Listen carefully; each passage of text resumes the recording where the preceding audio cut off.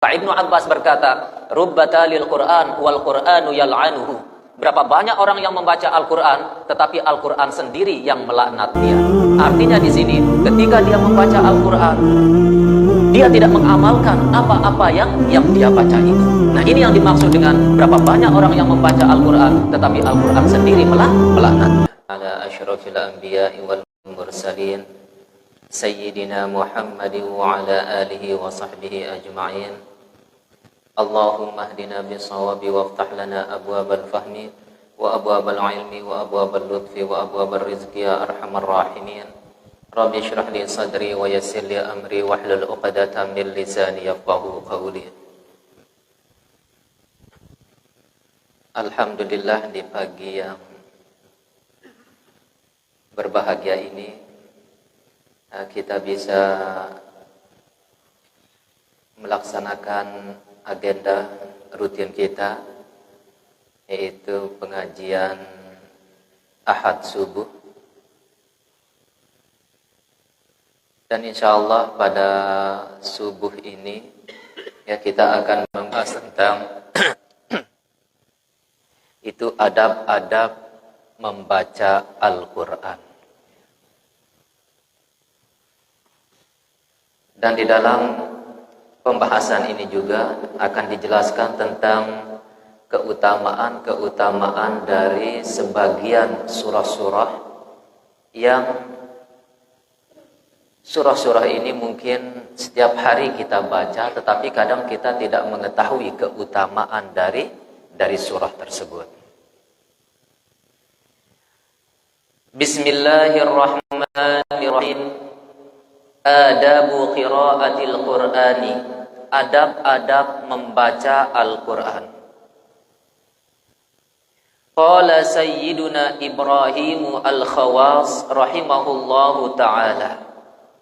Berkata Ibrahim Al-Khawas rahimahullahu ta'ala, Dawa'ul qulubi khamsatu asya'a. Obat hati itu ada 5 perkara. Jadi Ibrahim Al-Khawas berkata, hati itu mempunyai 5 obat. Yang pertama adalah qiraatul Qur'ani bitadabburi. Yang pertama yaitu membaca Al-Quran dengan cara mentadabburnya. Artinya kita membaca Al-Quran dengan kita memahami apa yang kita baca tersebut. Nah, ini yang pertama. Jadi kita harus memahami, kita harus ketika kita membaca Al-Quran kita pahami apa tujuan dari yaitu ayat-ayat yang kita baca itu. Yang kedua adalah wa ikhla'ul batni, yaitu mengosongkan perut. Jadi ketika hati itu kita keras, kosongkan perut ini. Artinya apakah dengan banyak berpuasa atau yang lain? Karena yang sunnah masuk ke dalam perut kita itu adalah sepertiga dari porsi kita. Ini yang sunnah masuk ke dalam perut kita. Artinya itu kalau porsi makan kita itu adalah 1 piring, maka yang sunnah masuk itu sepertiganya. Nah, ini yang sunnah masuk. Nah, jadi yang kedua adalah obat hati itu mengosongkan perut. Dan yang ketiga wa qiyamul lail, yaitu salat malam. Dan yang ketiga dari obat-obat hati itu adalah bangun malam, itu salat malam. Dan yang keempat adalah wat tadarru'u indas sahari, yaitu menundukkan diri ketika waktu sahur. Kita tadarru' kepada Allah. Kita tundukkan diri kita kepada Allah ketika yaitu waktu sahur. Yaitu Luqmanul Hakim berkata kepada anaknya, "Ya bunayya, la takun a'jaza min hadzal diki alladhi yusawwitu fis sahuri wa anta naimun fi firashika." Wahai anakku, jangan kamu itu lebih lemah dari ayam yang berkokok pada hari ini, yaitu pada waktu sahur. Sedangkan kamu itu masih tidur di tempat tidurmu. Nah, ini menggambarkan kepada kita pesan dari Luqmanul Hakim kepada anaknya, kita itu jangan lebih jelek, lebih lemah dari ayam. Kalau ayam di waktu sahur itu sudah bangun, sedangkan kita masih tidur. Di waktu sahur itu ayam sudah bangun untuk berkokok. Sedangkan kita itu masih tidur di tempat tidur kita. Nah, jadi jangan kita itu lebih lemah dari seekor ayam. Nah, jadi obat yang keempat yaitu dari hati itu adalah tadarru' inda sahari, yaitu menundukkan diri kepada Allah ketika waktu sahur. Karena di waktu sahur ini yaitu Allah akan mengijabah doa setiap orang yang meminta kepadanya. Karena di waktu itu para malaikat beristighfar kepada Allah Subhanahu wa ta'ala. Dan yang kelima dari obat hati itu adalah wa mujalasatus shalihin, duduk dengan orang-orang yang soleh. Nah, ini 5 yaitu obat hati. Yang pertama adalah membaca Al-Quran dengan cara kita merenungi dan memahaminya. Dan yang kedua, mengosongkan perut ini. Dan yang ketiga, yaitu bangun malam atau solat malam. Dan yang keempat, menundukkan diri kepada Allah ketika waktu sahur. Dan yang kelima, yaitu duduk dengan orang-orang yang soleh. Qala ba'dul ulama, berkata sebagian ulama, malam yaqra'il Qur'ana faqad hajarahu. Barang siapa yang tidak membaca Al-Qur'an, maka Al-Qur'an itu akan meninggalkan dia. Wa man qara'ahu wa lam yatadabbar ma'anihi faqad hajarahu. Dan barang siapa yang membaca Al-Qur'an tetapi dia tidak merenungi yaitu makna-makna dari Al-Qur'an itu, maka Al-Qur'an itu akan meninggalkan dia. Wa man qara'ahu wa tadabbarahu walam ya'mal bima fihi faqad hajarahu. Dan barang siapa yang membaca Al-Qur'an dan dia pahami makna-maknanya, dia renungi makna-makna Al-Qur'an itu, tetapi dia tidak mengamalkan apa-apa yang ada di dalam Al-Qur'an tersebut, maka Al-Qur'an itu akan meninggalkan dia. Nah, jadi barang siapa yang tidak membaca Al-Qur'an, maka Al-Qur'an akan meninggalkan dia. Dia jauh dari Al-Qur'an. Dia enggan untuk selalu membaca Al-Quran. Begitu juga, barang siapa yang membaca Al-Quran, tetapi dia tidak merenungi, tidak memahami apa makna-makna dari Al-Quran itu, maka Al-Quran itu akan meninggalkan dia. Artinya di sini, apa-apa yang dia baca itu tidak ada pengaruhnya terhadap dirinya. Dan yang ketiga, yaitu barang siapa yang membaca Al-Quran dan dia merenungi itu makna-makna dari Al-Quran itu, tetapi dia sendiri tidak mengamalkan apa yang dia baca, maka Al-Quran juga akan meninggalkan dia. Maka Ibnu Abbas berkata, rubbatalil Quran wal Quranu yal'anuhu. Berapa banyak orang yang membaca Al-Quran, tetapi Al-Quran sendiri yang melaknat dia. Artinya di sini, ketika dia membaca Al-Quran, dia tidak mengamalkan apa-apa yang dia baca itu. Nah, ini yang dimaksud dengan berapa banyak orang yang membaca Al-Quran, tetapi Al-Quran sendiri melaknatnya. Man qara'al Qur'ana ma'a ma'rifati ma'nahu kana lahu bikulli harfin 700 hasanatin. Barang siapa yang membaca Al-Quran beserta mengetahui makna-makna dari Al-Quran itu, adalah bagi dia dengan tiap-tiap satu huruf itu 700 hasanatin, yaitu 700 kebaikan.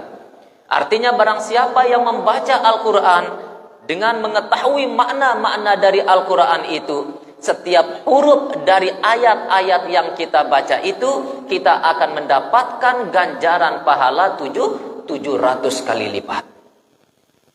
Nah, ini keutamaan itu kita membaca Al-Quran dengan mengetahui makna-makna dari apa yang kita baca itu. Yambaghi lil insani idza hasala lahu al-khushu'u wal ladzatu fi qira'ati ayatin minal Qur'ani ay yukarriraha walau mi'ata marratin li'annahu rubbama yakunu fathuhu bidzalika. Selayaknya bagi seseorang apabila hasil bagi dia itu kekhusyuan dan kelezatan di dalam membaca ayat-ayat dari yaitu Al-Qur'an, ayyuqarriraha walau mi'ata marratin, hendaknya dia mengulang-ulang ayat-ayat tersebut walaupun 100 kali. Jadi kalau kita sudah mendapatkan kekhusyuan, kelezatan di dalam membaca yaitu beberapa ayat dari yaitu Al-Qur'an tersebut, maka hendaknya kita mengulang-ulang yaitu ayat-ayat tersebut walaupun sampai 100 kali. Tujuannya apa di sini? Li'annahu rubbama yakunu fathuhu bidzalika, karena sesungguhnya memungkinkan ada terbukanya mata hati orang tersebut bidzalika, dengan mengulang-ulang yaitu ayat yang dia baca tersebut. Nah, ini tujuannya. Jadi kalau kita sudah mendapatkan kekhusyuan, kelezatan di dalam yaitu membaca beberapa ayat dari Al-Qur'an tersebut, hendaknya kita ulang-ulang terus.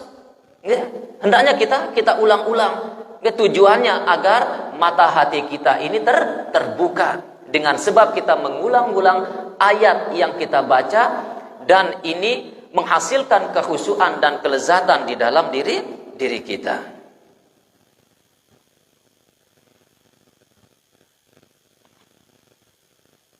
Ja'a fil asari, telah datang di dalam sebuah asar. Ini adalah perkataan dari Imam Ali bin Abi Thalib. Jadi Sayyidina Ali berkata, "Inna man qara'a al-Qur'ana qa'iman fis salati, kana lahu bi kulli harfin mi'atu hasanatin." Sesungguhnya barang siapa yang membaca Al-Qur'an dalam keadaan berdiri di dalam salat, kana lahu bi kulli harfin mi'atu hasanatin, adalah bagi dia dengan tiap-tiap satu huruf dari ayat-ayat tersebut, dia akan mendapatkan mi'atu hasanatin, yaitu 100 kebaikan. Jadi barang siapa yang membaca Al-Qur'an di dalam solat, dan dia solat dalam keadaan berdiri, maka tiap-tiap satu huruf yang dia baca di dalam solat tersebut, dia akan mendapatkan 100 kebaikan. Nah, ini kalau kita solat dalam keadaan berdiri. Misalnya kalau Fatihah saja, yaitu huruf-huruf Fatihah ini ada 156 huruf dengan membaca Maliki. Ini kita baca Maliki Yaumiddin, itu 156 huruf. Jadi kalau kita berdiri, yaitu kita sholat dalam keadaan berdiri, kemudian kita membaca surah Al-Fatihah, maka setiap satu huruf dari yaitu surah Al-Fatihah itu ayat-ayat tersebut, kita akan mendapatkan 100 kebaikan.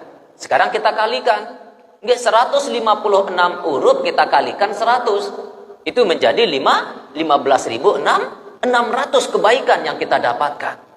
Ini kalau kita membaca Al-Quran di dalam sholat dalam keadaan berdiri. Wa in kana qa'idan khamsuna, dan jikalau ada orang tersebut membaca Al-Quran, yaitu membaca tiap-tiap huruf dari ayat-ayat suci Al-Quran dalam keadaan duduk di dalam sholat, yaitu khamsuna, dia akan mendapatkan 50 kebaikan.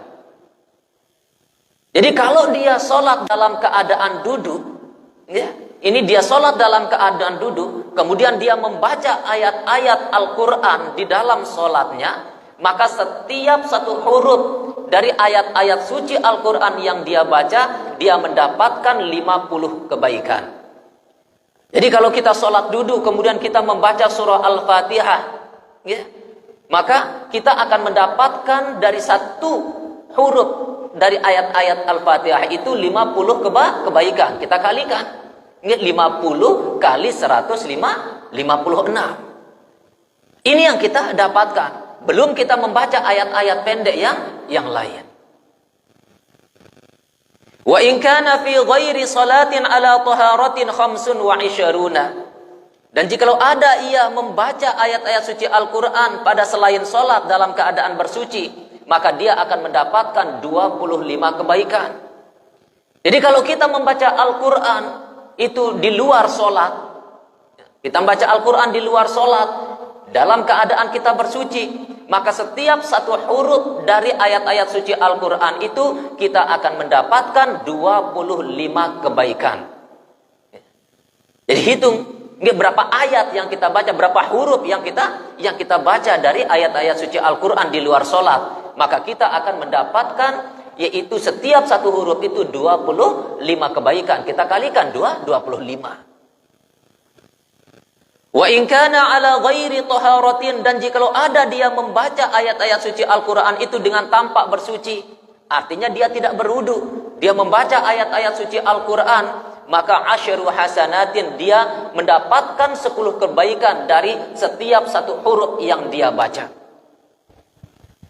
Jadi kalau dia membaca Al-Quran itu dalam keadaan tidak bersuci, tidak ada masalah. Itu kalau kita membaca Al-Quran itu belum berwudu, yang penting jangan kita sentuh Al-Quran itu. Ya. Maka setiap satu huruf yang kita baca dari ayat-ayat suci Al-Quran itu kita akan mendapatkan 25, yaitu kita akan mendapatkan 10 kebaikan. Jadi lagi sekali, kalau kita membaca Al-Quran, ayat-ayat suci Al-Quran di dalam sholat, dalam keadaan berdiri, maka setiap satu huruf itu kita akan mendapatkan 100 kebaikan. Kalau kita yaitu membaca ayat-ayat suci Al-Quran di dalam sholat dalam keadaan duduk, maka setiap satu huruf itu kita akan mendapatkan 50 kebaikan. Kalau kita membaca yaitu ayat-ayat suci Al-Quran di luar sholat dalam keadaan bersuci, maka setiap satu huruf itu kita akan mendapatkan 25 kebaikan. Dan apabila kita membaca ayat-ayat suci Al-Quran di luar sholat dalam keadaan tidak bersuci, selain kita junub, ini artinya tidak berwudu, yaitu hadas-hadas kecil, maka setiap satu huruf dari ayat-ayat suci yang kita baca itu kita akan mendapatkan 10 kebaikan. Ja'a fi asarin akhar, telah datang di dalam sebuah asar yang lain. Man qara'al Qur'ana wa huwa ya'lamu lima rufi'a wa lima nusiba, kana lahu bi kulli harfin 700 hasanatin. Barang siapa yang membaca Al-Quran dan dia mengetahui 5 rupiah kenapa dirapakkan Al-Quran itu huruf itu, wa lima nusiba, dan kenapa dinasabkan huruf tersebut, kana lahu bi kulli harfin 700 hasanatin, adalah bagi dia, bagi tiap-tiap satu huruf itu akan mendapatkan 700 kebaikan. Jadi barang siapa yang membaca Al-Quran dan dia mengetahui kenapa yaitu huruf itu dibaris dumahkan, kalau bahasa kita, kumbene huruf ini di baris dapenang, kumbene huruf ini di baris atasnya, kumbene huruf ini di baris bawain. Tahu nih sebab nih, kumbene ampune baris dapan, kumbene ampune baris atas, kumbene ampune baris bawah. Maka dia akan mendapatkan dari tiap-tiap huruf yang dia baca itu 700 kebaikan. Ini kalau kita mengetahui dari segi nahunya. Hadza liman qara'a fi ghairi sholati, ini bagi orang yang membaca di luar sholat. Ini simbaca Al-Quran le luar sholat. Tahu nih kumbene ampune baris dapan, kumbene ampune baris atas, kumbene ampune baris bawah. Ini 700 kali, yaitu 700 kebaikan. Mu nelekan seke huruf ini, si becene ini. Wa idza shalla qa'iman, dan apabila dia itu sholat dalam keadaan berdiri, falahu mi'atu hasanatin, maka baginya yaitu 100 kebaikan, kama taqaddama fil maratib, sebagaimana yang telah terdahulu di dalam itu tingkatannya itu. Nah ini kamu tembece, Al-Quran ini ayat-ayat suci Al-Quran dalam sholat, dalam keadaan berdiri itu sholat. Kan si buru ini setiap satu huruf ini mau itu 100 kebaikan. Ini kita terus tahu kumbe ini ampune baris dapan yang iya, kumbe ini ampune baris atas yang iya, kumbe ini ampune baris bawah yang iya. Maka fayudorobus 700 fil mi'ati, maka dikalikan 700 dengan 100, fayakunu hasiluhuma, maka adalah hasil keduanya sab'ina alfan, yaitu 70.000. Jadi muntem baca misalnya Al-Fatihah, surah Al-Fatihah dalam sholat, itu sholat dalam keadaan berdiri. Setiap satu huruf ini kan mau itu 100 kebaikan. Niki tahu teh kumbene ampune baris dapan yang iya, kumbene ampune baris atas yang iya, kumbene ampune baris bawah yang iya. Kan mau itu 700 kebaikan. Ini kita kali yang 700 kali 100. Nggak pire jarine 70.000 sekono mau te kebaikan. Ini tembece seke huru apino. 70.000 kebaikan. Ini kamu tembece surah Al-Fatihah ini. Enggak dengan 156 huruf. Enggak 156 kali 70.000. Nah, ini kebaikan si meute kadang iten dete tahu. Ini kebaikan yang akan kita dapatkan. Itu ketika kita membaca yaitu ayat-ayat suci Al-Qur'an di dalam salat dalam keadaan berdiri.